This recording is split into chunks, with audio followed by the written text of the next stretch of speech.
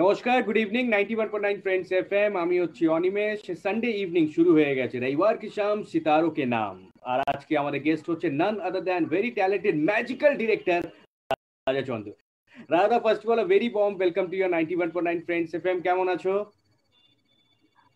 Thank you so much Friends FM and Friends FM এর শ্রোতাদের সকলকেই বলছি। এবং ভালো আছি। সবচেয়ে মজা লাগছে যে জাস্ট ম্যাজিক শেষ হলো, কিছুটা রিলিফ, কারণ দর্শক উচ্ছ্বসিত ছবি নিয়ে সবাই ভালো বলছেন। আর সেই সঙ্গে সেই উন্মাদনার সঙ্গে সবাই একটু দেখে আসুন ম্যাজিক। একদম, এন্ড কংগ্রাচুলেশনস দাদা, যেটা আমি বলছিলাম কিছুক্ষণ আগে অফিও তোমার সাথে কথা বলছিলাম। Congratulations to the entire team of magic. Magic চারিদিকে স্প্রেড করছে, সবার খুব ভালো লেগেছে। বক্স অফিস সাকসেস 2021 এর বক্স অফিস সাকসেস বলা হচ্ছে ম্যাজিককে। অনেকটা প্রবলেম ছিল, প্যান্ডেমিক, লকডাউন, শুটিং হলো, সেগুলো নিয়ে সব নিয়ে আমরা কথা বলবো। কিন্তু দাদা, এখন কেমন রেসপন্স পাচ্ছ ম্যাজিকের সাকসেসের পর? এখন কেমন রেসপন্স পাচ্ছ চারিদিক থেকে, একটু যদি শেয়ার করো প্লিজ।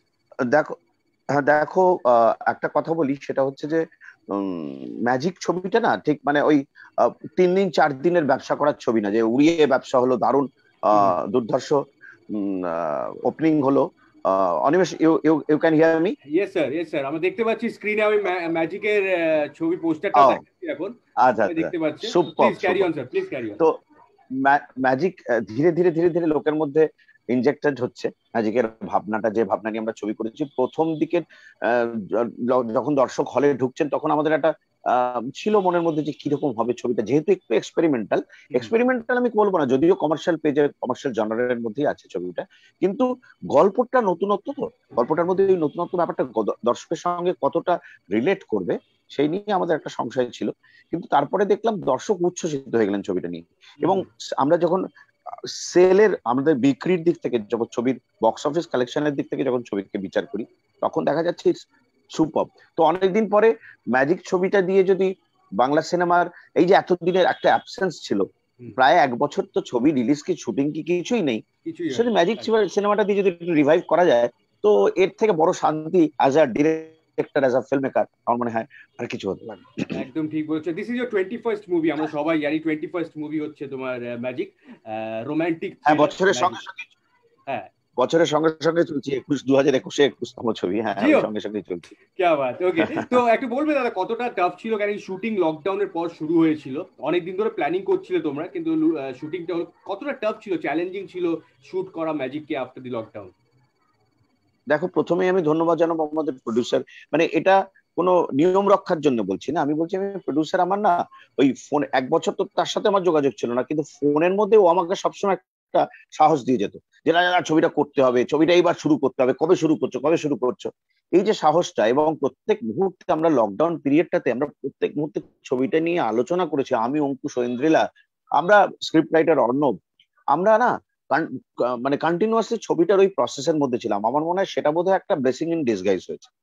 ওই যে সময়টা আমরা পেয়েছি প্রি প্রোডাকশনে, বা আমাদের যেটাকে বলা হয় হোমওয়ার্ক করা, সেইটা আমরা খুব ভালোভাবে করতে পেরেছি। তারপর ধন্যবাদ দেবো গভর্নমেন্টকে। গভর্নমেন্ট একটা সুন্দরভাবে লকডাউনের পরে যেভাবে আমাদেরকে শুটিং করার জন্য ব্যবস্থা করে দিলেন, আমাদের মাননীয় মুখ্যমন্ত্রী উনি বললেন যে এইভাবে শুটিং করুন। তো সেইভাবে আমরা ধীরে ধীরে নিয়ম রক্ষা যেগুলো করতেই হয় সেগুলো মেনে, স্ট্যাচুটরি যা যা গভর্নমেন্ট বলেছেন সেগুলো মেনে, আমাদের হয়তো বাজেট একটু বেড়ে গিয়েছিল তার ফলে। কারণ এই যে স্যানিটাইজ করা বা যে যে স্ট্যাচুটরি যে নিয়মগুলো গভর্নমেন্ট, সেগুলো তো করতেই হবে না, সেটার জন্যই তো আজকে আমাদের সবচেয়ে ভালো যেটা হয়েছে যে আমাদের ইউনিটে কেউ আক্রান্ত হননি কোভিডে। হ্যাঁ, সেটা সেটা সেই সেই গভর্নমেন্টের নির্দেশ আমরা মেনে চলেছি। এবং তারপরে সবচেয়ে বড় কথা হচ্ছে যে বাজেটটা যে কারণে একটু বেড়ে গেছে সেটাও বলি, কারণ দর্শকের বা শ্রোতা সেগুলো জানার দরকার। সেটা হচ্ছে আমরা কোনো অ্যাকচুয়াল লোকেশনে শুটিং করিনি। মানে ধরুন, যে বাড়িটাতে আমরা শুটিং করি বা যে বাড়ি শুটিং এ দেওয়া হয়, হিরোর বাড়ি বা হিরোইনের বাড়ি করলাম, সেই বাড়িতে আমরা শুটিং করতে পারিনি, কারণ সেখানে আশেপাশের বাড়ির লোকজন হয়তো আপত্তি তুলতে পারতেন, এবং সেটা আমাদের কাছে ঠিক মনে হয়নি। প্রডিউসার কিন্তু বলেছেন না রাজা, তুমি সেট বানিয়ে করো।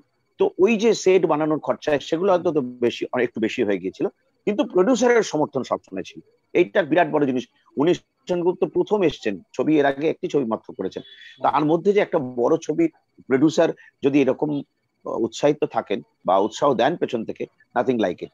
এছাড়া বাকি বলবো অঙ্কুশ, ঐন্দ্রিলা, পায়েল, দেবশঙ্কর হালদার, বিদীপ্তা চক্রবর্তী, পিয়ান, যারা অভিনয় করেছেন প্রত্যেকে আমাকে ভীষণভাবে কোঅপারেট করেছেন, ভীষণ কোঅপারেট করেছেন। সো আমার কাছে মনেই হয়নি যে আমি লকডাউন পেরিয়ে গিয়ে বা এত বড় একটা প্যান্ডেমিকের এই এই এত বড় একটা অতিমারি পেরিয়ে গিয়ে আমরা শুটিং করছি। It was so easy to shoot.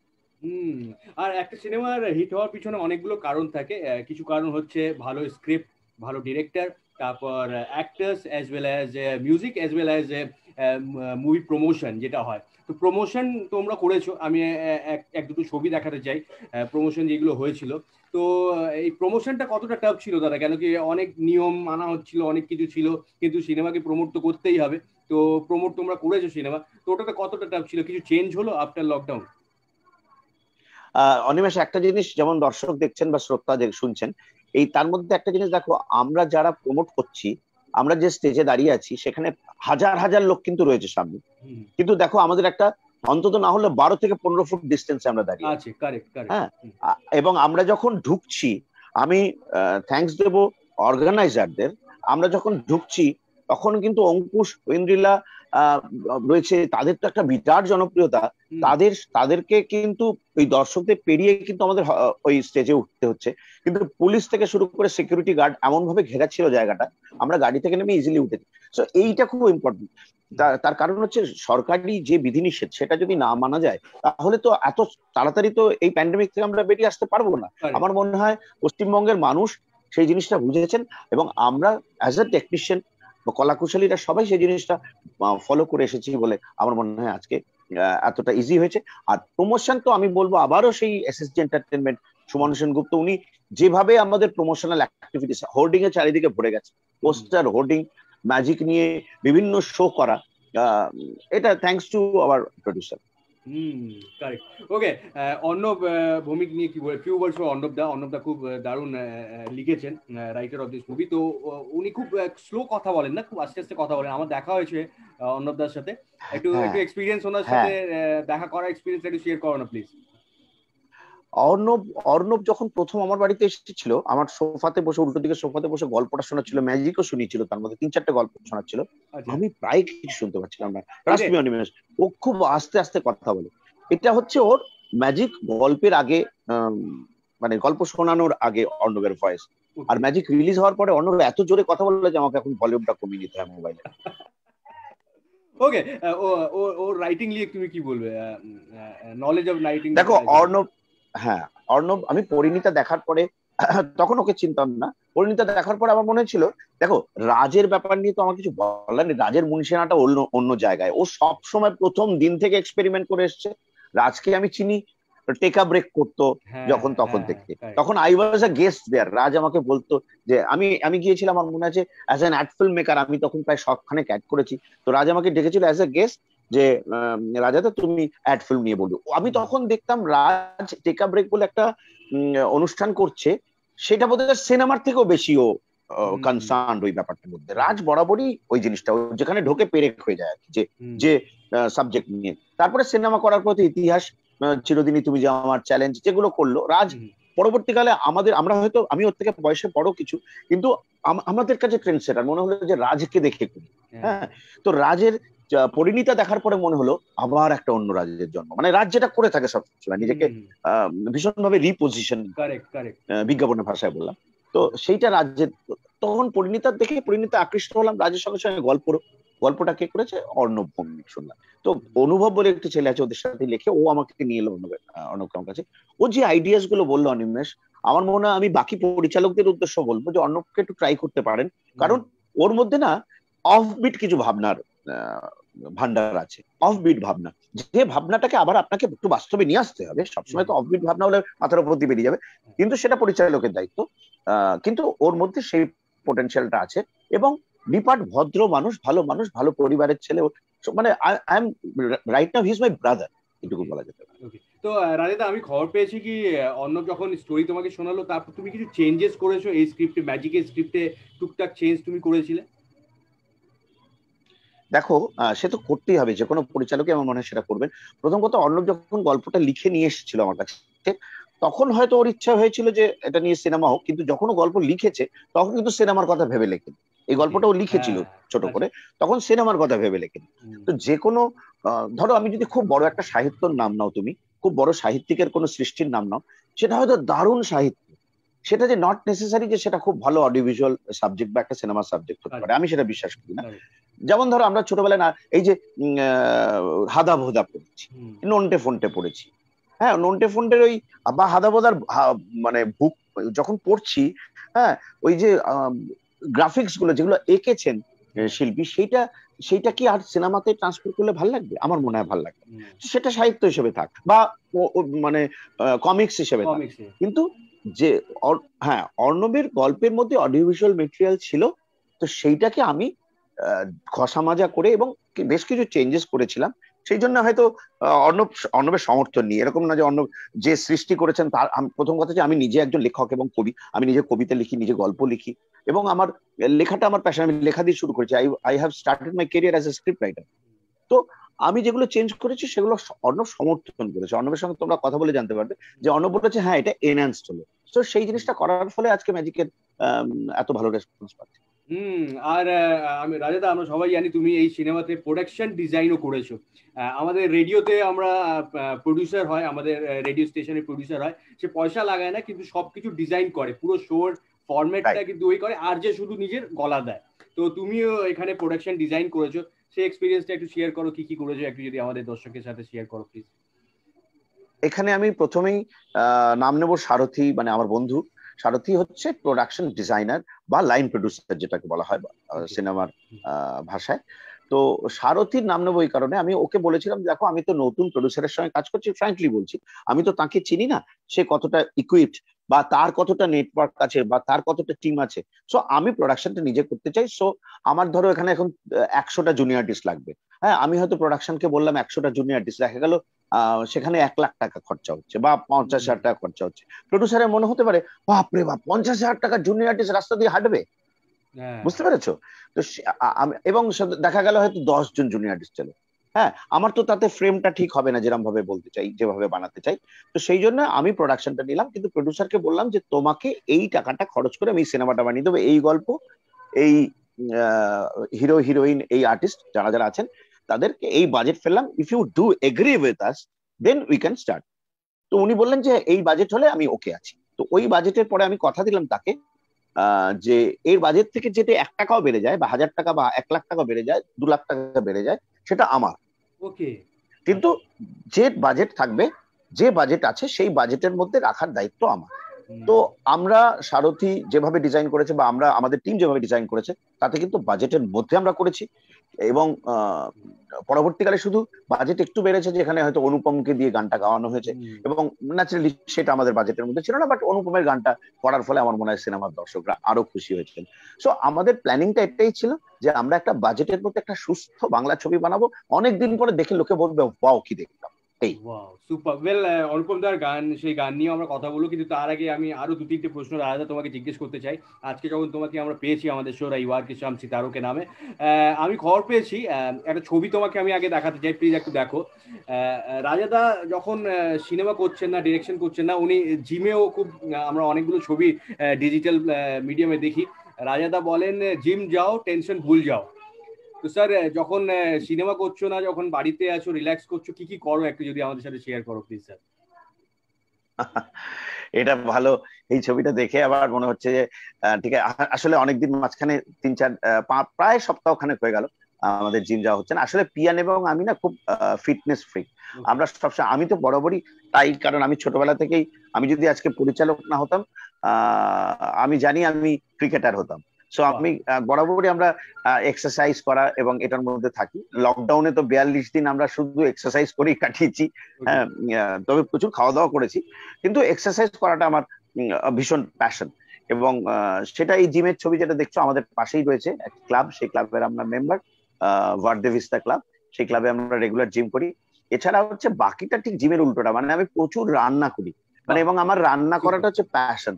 আমি নতুন নতুন রান্না করতে ভালোবাসি, এবং রান্নাটা কেমন হলো জানার জন্য আমি প্রচুর মানুষকে আমাদের বাড়িতে ডাকি, এই একটু আসো না গো আজকে, বলো কিসের জন্য, ভীষণ দরকার আছে, আসলে একটু রান্না করে খাওয়ালাম। এই বাকিটা তো আমাদের সারাক্ষণ সিনেমা নিয়ে কাটছে, আমার আর পিয়ানের সর্বক্ষণ সিনেমা দেখছি আর নয় সিনেমা নিয়ে ভালো কোনো কিছু পড়ছি, আর প্রচুর স্ক্রিপ্ট রাইটার আমাকে গল্প পাঠান, সেগুলো পড়ার চেষ্টা করি। সবসময় সবগুলো পড়া সম্ভব হয় না, আর নিজে তো লেখালেখি আছেই।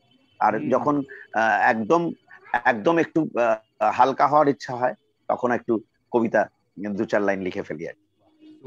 ওকে রাজাদা, তখন আজকে তোমাকে আমরা পেয়েছি একটু জানতে চাই ছোটবেলায় রাজাদা কেমন ছিলেন, মানে খুব স্টুডিয়াস ছিলে, স্পোর্টসে বেশি ছিলে, ক্রিকেট খেলতে বেশি, বা খুব নটি ছিলে, ইন্ট্রোভার্ট ছিলে, এক্সট্রোভার্ট ছিলে, এমন ছিলেন আমাদের রাজাদা? স্টাডির সাথে আমার একটাই সম্পর্ক, যেহেতু রহরা রামকৃষ্ণ মিশনে পড়েছি সেই জন্য আরো বেশি করে বলবো যে আমার বন্ধুরা প্রত্যেকেই খুব ভালো পড়াশোনা ছিল, এবং আমাদের স্কুলের রহরা রামকৃষ্ণ মিশনে কৃতি ছাত্র, ডাক্তার, ইঞ্জিনিয়ার থেকে শুরু করে সবাই ছড়িয়ে রয়েছে সারা ভারতবর্ষ এবং বিদেশেও। আর আমার মনে হয় ফিল্ম পরিচালক বোধহয় আমাদের স্কুলে কেউ নয় অ্যাপার্ট ফ্রম মি আর। সেটা নিয়ে একটা আমাদের বন্ধু বান্ধবের মধ্যে একটা ভালোবাসা আছে, অহংকার গর্ব যাই বলো না কারণ সেটা আছে। আর বইপত্রের সঙ্গে আমার যে সম্পর্কটা ছিল সেটা খুব ক্ষীণ, মানে আমি খুব কম বই খুলেছি, এটুকু আমার মনে আছে। ক্লাস 9-এ যখন পরীক্ষা, ফাইনাল পরীক্ষার সময় লাইফ সায়েন্স ছিল আমার সাবজেক্ট, লাইফ সায়েন্সের সিলেবাসটা আমি পরীক্ষার আগের দিন কি তার আগের দিন দেখলাম কি ছিল, কিচ্ছু পড়িনি। পড়াশোনাটা ছিল না, that was not my cup of tea. কিন্তু আমি দর্শকদের বলবো, যারা ছোটরা আছো, যারা আমার ইন্টারভিউটা শুনছো বা দেখছো বা আমাদের এই কথাগুলো আলোচনাগুলো শুনছো, তারা কিন্তু এটা করো না। ওই আক্ষেপটা রয়ে গেছে, মানে পড়াশোনাটা থাকলে না আরো বেটার হতে পারতো। সিনেমা মেকিং এর ক্ষেত্রে বলছি, আমার মনে হয় যে কোনো ক্ষেত্রে পড়াশোনাটা খুব দরকার। তো সেটা আমার খুব কম ছিল, কারণ সারাক্ষণ খালি ক্রিকেট নিয়ে কাটিয়ে দিয়েছি। এই ছিল ছোটবেলা আর কি। ওকে রাজাদা, মোর দেন 400 অ্যাড কমার্শিয়ালস বানিয়েছো, আর বড় বড় তুমি সেলিব্রিটিদের সাথে কাজ করেছো, করিশ্মা কাপুর, বাইচুং বুকি এন্ড মেনি মোর। তো এই অ্যাড বানানো, অ্যাড মেকিং এর এক্সপেরিয়েন্স একটু শেয়ার করো না প্লিজ, কি করে শুরু হলো? 400 অ্যাড অনিমেষ, 400 অ্যাড আমার মনে হয় 2012-14 সালেই হয়ে গেছে, এটা 5-এর কাছাকাছি চলে গেছে। Sorry, my mistake. ওকে, আমার আরো অনেক বেশি অ্যাড হয়েছে। আমি এখন আর সেভাবে আমরা রাখতে পারি না। আগে তো আমার কাছে আমার একটা ল্যাপটপ আছে, সেই ল্যাপটপে অন্তত 200 অ্যাড আছে। তো অ্যাড বানানোর বিষয়টা একটু আবার আলাদা, ওখানে আবার আমার একটা দুর্বলতা কাজ করে। কারণ অ্যাডটা যখন আমি বানাই, আমার তো ফিল্ম মেকার হিসেবেই আমার আত্মপরিচয় শুরু থেকে। তো আমি যখন অ্যাড বানিয়েছি, ওই প্রোডাক্টটা দেখে না আমি একটা কনসেপ্ট ভাবার চেষ্টা করি। তো ওই কনসেপ্ট মেকিং, সেটার কপি রাইটিং, কনসেপ্টের কপি রাইটিংটা, মানে স্ক্রিপ্টটা যেরকম অ্যাডে কপি লেখা হয়, তার কিছু ক্যাচ লাইন্স লেখা হয়, সেগুলো থেকে শুরু করে প্রোডাক্টের জন্য যে জিঙ্গলটা হয়, সেই জিঙ্গলটা লেখা। এবং কখনো কখনো সুরও আমি, বেশিরভাগ অ্যাডে আমি সুর করেছি। এখন তো ডাব্বুটা করে আমার ভাইরা আছে, যারা মিউজিক ডিরেক্টর, যারা প্রপার মিউজিক ডিরেক্টর, তারা করেন। তখন কিন্তু একাধারে আমি সুর করা। এবং আমার মনে আছে বড় বড় এজেন্সি, বড় বড় প্রোডাকশন হাউস দিয়ে যখন প্রেজেন্টেশনে যেতেন, হ্যাঁ, আমি না একটা পাতায় নিয়ে যেতাম, তারা ল্যাপটপ নিয়ে, তখন তো ল্যাপটপ মানে বুঝতে পারছো, ল্যাপটপ সাউন্ড সিস্টেম নিয়ে, হ্যাঁ বিশাল একটা ব্যাপার। আর আমি চুপ করে বসে থাকতাম। আমার তো কয়েকটা পাতা খালি, বুঝেছো তো। তো আমি একটু জুতোর বিজ্ঞাপনের কথা বলি, এখন হাসিও পায় আমার। সেই জুতোর বিজ্ঞাপনটা আমার কাজ করতে হচ্ছে আমার বডি ল্যাঙ্গুয়েজ, আমার প্রেজেন্টেশন। আমার এক বন্ধুর ওয়াইফ, ও বোম্বেতে থাকতো, ও আমার প্রেজেন্টেশন দেখার জন্য বোম্বে থেকে এসেছিল, যে আমি প্রেজেন্টেশন, আমার বডি ল্যাঙ্গুয়েজটা খুব কাজ করতো, এবং আমি ওই প্রোডাক্টটা কিভাবে তার পজিশনিং হবে। তো আমার একটা জুতোর বিজ্ঞাপন আমার মনে আছে, যখন আমি প্রেজেন্ট করছিলাম, এমডি যিনি ছিলেন, তার যে ডেস্কটা, তার যে টেবিলটার উপরে আমি জুতোর ক্লোজ আপ শট বোঝানোর জন্য আমার নিজের দুটো জুতো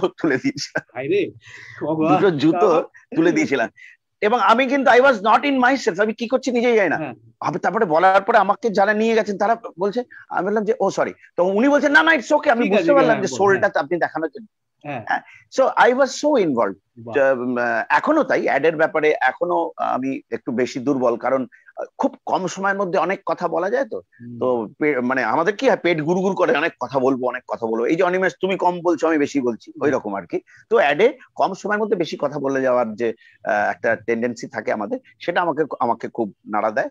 এবং বিজ্ঞাপন সবচেয়ে বেশি ভালোবাসি এই কারণে, বিজ্ঞাপনের সঙ্গে সিনেমারও এটার একটা যোগাযোগ আছে। আমি বলবো যে বিজ্ঞাপন করার পরে কোনো একটি পার্টিকুলার, ধরো একটা স্নো বা একটা পাউডার বা একটা সাবানের বিজ্ঞাপন করছি, সেটা যদি ধরো 1 লাখ পিস বিক্রি হয় বা 5 লাখ পিস বিক্রি হয়, বিজ্ঞাপনটা চালানোর পরে যদি 10 লাখ বিক্রি না হলো, তাহলে তো বিজ্ঞাপন করার কোনো মানে হয় না।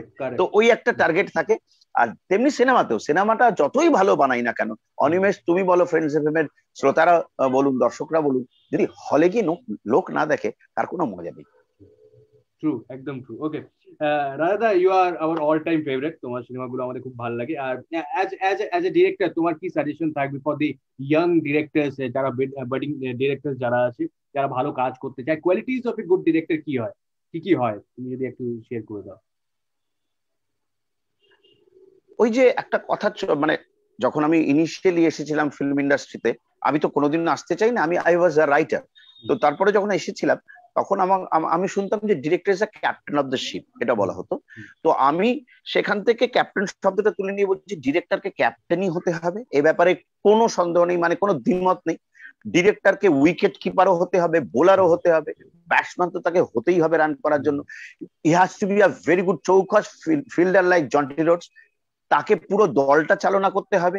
যারা যারা দূরে দাঁড়িয়ে লং এ ফিল্ডিং করছেন, তাদেরকেও এখান থেকে আওয়াজ দিয়ে বলতে হবে, ভাই মাঠে কথা হবে, কথা হবে, আমরা যেরকম ভাই কথা বলো, ইনভলভ হবে, এই জিনিসটা করতে হবে। এবং টস করা থেকে শুরু করে উইনিং ট্রফিটা ডিরেক্টরকেই নিতে হবে। একদম, প্রত্যেকে সেইভাবে প্রিপেয়ার করে। Great, super. Okay, few words for Ankush. অঙ্কুশের কাজ কেমন লাগলো ম্যাজিকে, একটু যদি শেয়ার করে দাও। Let's get back to magic. ম্যাজিকে অঙ্কুশের কাজ একটু নিয়ে বলো প্লিজ। It's magical. আমি আশা করিনি, এইটুকুই বলবো, আমি আশা করিনি অঙ্কুশে, কারণ অঙ্কুশকে তো আমি অন্য ধারা দেখেছি, অন্য রকমের অ্যাক্টিং করতে দেখেছি, অন্য সংলাপ বলতে দেখেছি, আমার ছবিতেও করেছে, অন্য ছবিতেও করেছে, কিন্তু ম্যাজিকে এইবার দর্শক বা শ্রোতা বলতে পারেন যে তাহলে অঙ্কুশকে কেন আপনি কাস্টিং করেছিলেন, কিন্তু অঙ্কুশের মধ্যে ওই পোটেনশিয়ালটা আছে, আমি তো টের পেয়েছি না, আমি টের পেয়েছিলাম। তো অঙ্কুশ যখন এই ম্যাজিকের পারফরমেন্সটা করে, আমি কিছু কিছু সময় কাট বলতে ভুলে গেছি, মানে এক একটা সময় আমি নিজেই মেসমানিস্ট হয়ে দেখছিলাম যে ও কি করছে। So it's magical. Super. Okay, what next? রাজা, কি প্ল্যান করছো বলো? after the success of Magic তোমার কি প্ল্যান আছে coming 2021 এ? আর আমরা কি কি সারপ্রাইজ পাচ্ছি, নতুন গিফট? প্রথম কথা হচ্ছে, কয়েকদিন আগে সরস্বতী পুজো গেছে, সবাই তো একটু এখনো ম্যাজিক নিয়েই কথা বলছেন, ম্যাজিকের রেস্টটা একটু কাটুক। প্রথমে একটু পিয়ানার আমি প্রথমেই এই নেক্সট উইকে, আর হ্যাঁ আজকে সবে রোববার, নেক্সট উইকে আমরা একটু কদিন কলকাতায় বাইরে গিয়ে চুপচাপ একটু ঘুরে আসি, মাথাটা ফাঁকা করি, তারপর will start a new film. সেটা খুব শিগগিরই আমি ফ্রেন্ডস এফএম এর দর্শকদের বলবো বা শ্রোতাদের জানাবো। সুপার। ওকে দাদা, এবার আমি তোমাকে আমার শোতে যেটা আমি দিই সেটা আমি দিচ্ছি। আমি তোমাকে একটা টাইম মেশিন দিচ্ছি। এবার এই টাইম মেশিন বসে তুমি যে কোনো একটা এরাতে যেতে পারো, যে কোনো একটা সময়তে যেতে পারো, তোমার জন্মের আগে টাইমেও তুমি যেতে পারো। সেখানে 30 মিনিট বসে তুমি সেখানে দেখতে পাও, কারোর সাথে যদি কথা বলতে চাও সেটাও করতে পারো। তুমি কোথায় যেতে চাইবে?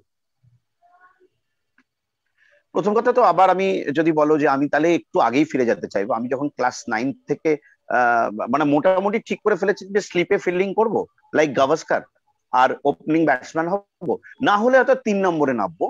এবং আমি নিজেকে সত্যি সত্যি কল্পনা করতাম আমি ইডেনে খেলছি, কারণ আমি তো ডিস্ট্রিক্ট লেভেল অব্দি ক্রিকেট খেলেছি, ডিস্ট্রিক্টের দলে ক্রিকেট খেলেছি, অনেক কলকাতা মাঠ খেলেছি, পরবর্তীকালে আমাদের সেলিব্রিটি লিগ যেগুলো হয়েছে বিসিএল খেলেছি। তো আমি ইডেনের মাঠেই নিজেকে দেখতে চাইবো। সুপার। ওকে, আজকে আমাদের জন্মদিন, ফ্রেন্ডস এফএম এর জন্মদিন, এন্ড তুমি তোমার লিসনারসদেরকে, ভিউয়ার্সদেরকে কি বলবে আজকে, আমাদের ভিউয়ার্সদেরকে? ওয়াও, এটা তো জানা ছিল না যদিও।